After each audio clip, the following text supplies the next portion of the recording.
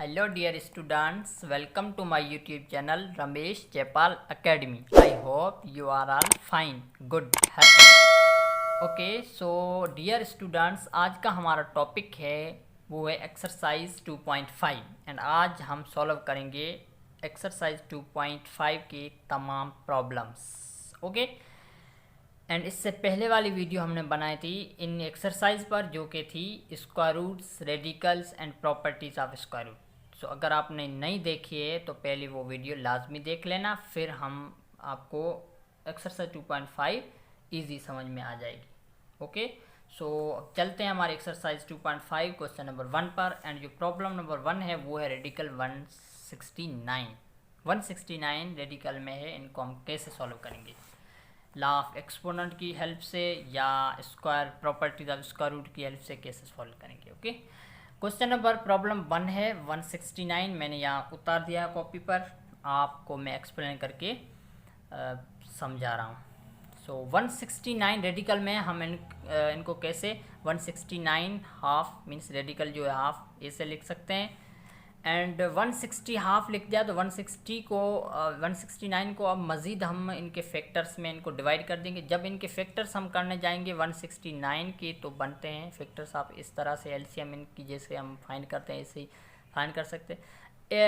ये एक ऐसा नंबर है जिन पर आप जाएंगे 1 से लेकर 13 तक, 1 से टॉयलेट तक कोई इनको मीन्स परफेक्ट डिवाइड नहीं कर रहा, ओनली 13 ही है जो इनको डिवाइड करेगा. ओके सो 113 एंड 3 द 13 तो 93 होगा इस तरह से. 3 द 13 16 एंड 1 द 13.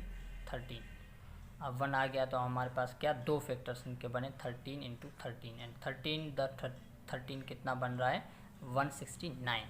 सो हमने ऐसे इनके दो फैक्टर्स बना दिए. दो फैक्टर्स जब दो फैक्टर्स बन के ये दो अलग अलग मीन्स है बेस है, ठीक है 13 बेस है 13. इनका एक्सपोनेंट 1 है एक सेल्फ अंडरस्टूड में, और ये लॉ ऑफ एक्सपोनेंट में मल्टीप्लिकेशन हो तो इनकी जो एक्सपोनेंट वो ऐड होते हैं तो हम इनको 13 स्क्वायर लिख सकते हैं.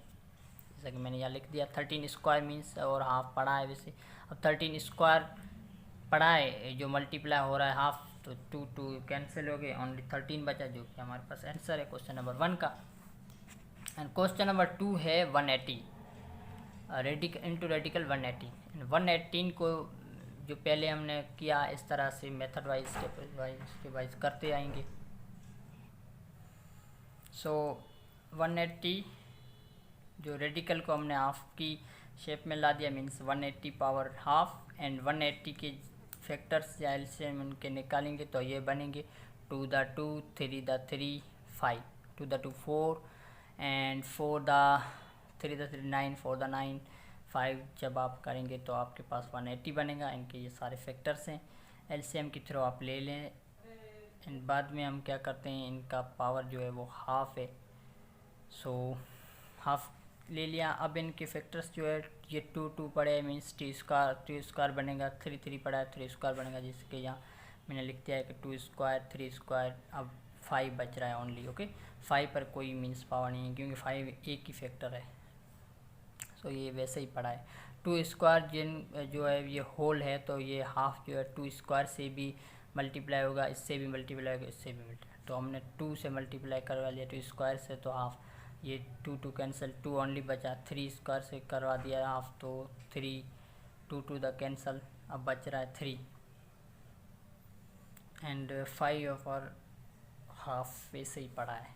ओके सो 2 ओनली रह गया 2 इंटू 3, ये दोनों अलग अलग ऐसे रह गए 2 द 3 6 बन जाएगा. 5 अब देखें 5 पावर पड़ा है अभी ऐसे ही हाफ, तो 5 पावर हाफ हम इनको फिर से इन रेडिकल में लिख लें मीन्स ऐसे कर लें 6 रेडिकल 5.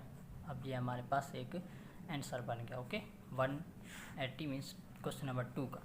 अब चलते हैं क्वेश्चन नंबर 3 पर. एंड क्वेश्चन नंबर 3 जो है वो रेडिकल 12 इंटू रेडिकल. ये जितने प्रॉब्लम्स है 2.5 एक्सरसाइज के ये पीछे हमने प्रॉपर्टीज़ ऑफ स्क्वायर रूट पढ़ के आए हैं, इनमें हमने किए भी हैं, वो भी सेम प्रॉपर्टीज़ के बेस पे ये प्रॉब्लम्स है.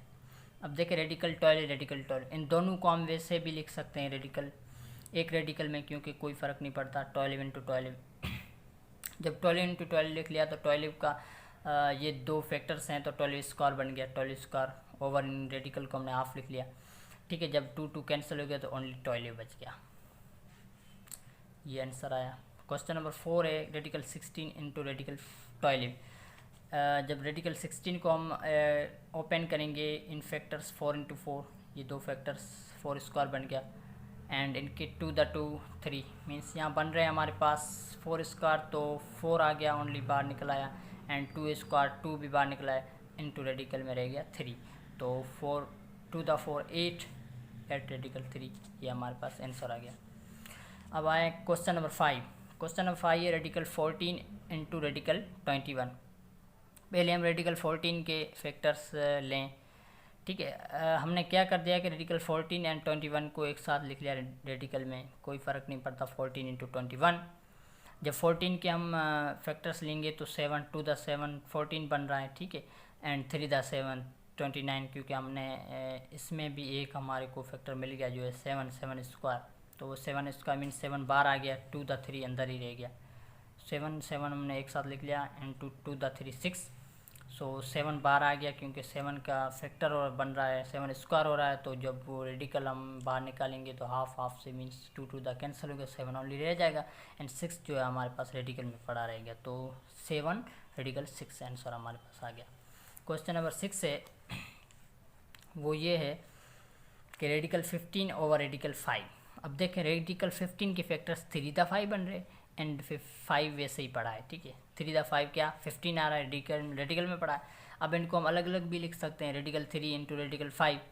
अलग अलग क्यों कर लिया, क्योंकि नीचे भी रेडिकल 5 है, इनमें हमारे को कैंसिल करने में कुछ प्रॉब्लम ना हो, ठीक है। हमने क्या कर दिया, दोनों को कैंसिल कर दिया, रेडिकल 5 है रेडिकल 5 है, एक बन गया, एंड हमारे पास रह गया रेडिकल 3, तो ये हमारे पास बन गया आंसर, ओके।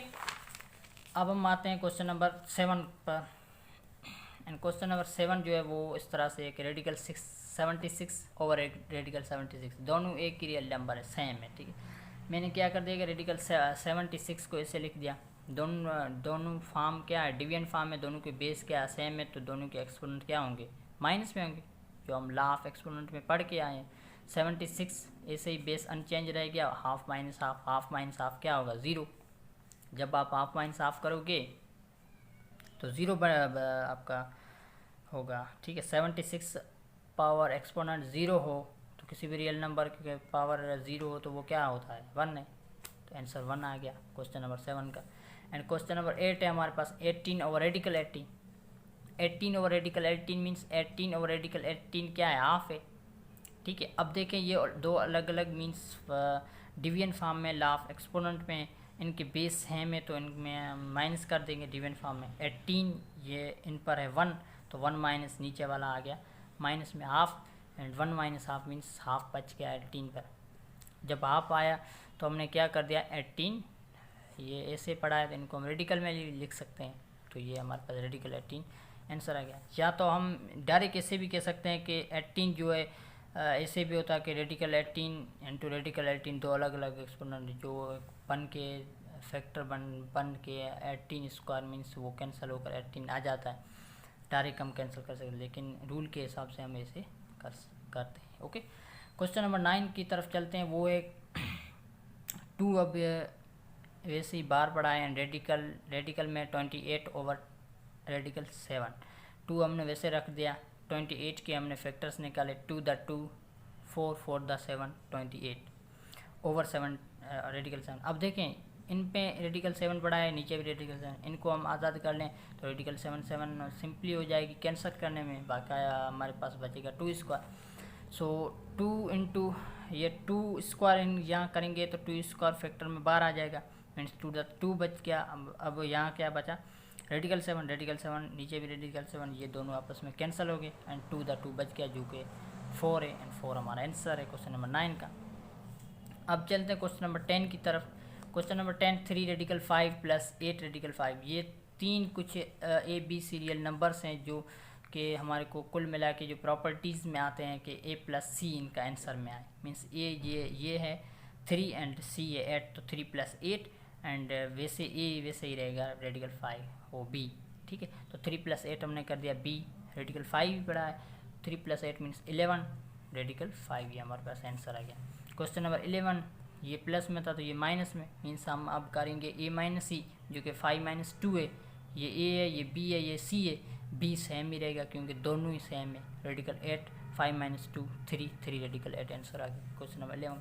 क्वेश्चन नंबर 12 है जो कि इस एक्सरसाइज 2.5 का लास्ट क्वेश्चन है, जो कि 34 इंटू रेडिकल में है 23 + 38, ये 3 अलग अलग रियल नंबर से ए बी सी, इनमें हम करेंगे प्लस है तो a + c करेंगे, जो कि 34a + c 38 है, 34 38 17 and B A C same रहेंगे 23 इंटू रेडिकल में। ओके, तो ये हमारे पास आ गया आंसर। सो आई होप अब आप ये क्वेश्चंस 2.5 एक्सरसाइज के सारे समझ गए होंगे एंड मैंने आपको क्लियरली ये करवा लिए हैं सारी एक्सरसाइज।